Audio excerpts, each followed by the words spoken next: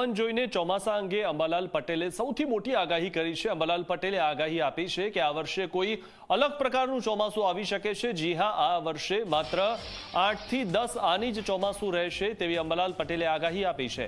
અંબાલાલ પટેલે ઝી 24 કલાક પર ચોમાસાની આગાહી કરતા જણાવ્યું કે હવામાનનો વર્તારો કહે છે કે વરસાદ બન્યો નથી, તો અંબાલાલ પટેલે મધ્યમ ચોમાસાની આગાહી આપી છે। તેમની આગાહીથી ખેડૂતોની ચિંતા ચોક્કસથી વધી શકે છે। તો સમગ્ર વિશ્વમાં મંદીના ભણકારા વચ્ચે આ વખતે જો ચોમાસું મધ્યમ રહે તો ગુજરાત સહિત સમગ્ર દેશ માટે પણ ચિંતાનું કારણ બની શકે છે।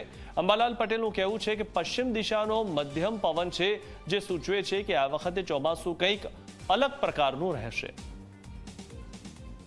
પશ્ચિમનો પવન હોય તો ખેતરવાડી ના સુકાય એવું ગણી શકાય, એટલે એકંદરે ચોમાસું 8 થી 10 આની જેવા ગણી શકાય। પરંતુ વરસાદ મેઘ ગર્ભ અત્યારે બરાબર બન્યો નથી, એટલે કોઈ અલગ પ્રકારનું ચોમાસું આવી શકે, અલગ પ્રકારનું ચોમાસું આવી શકે, અલગ પ્રકારનું ચોમાસું આવી શકે।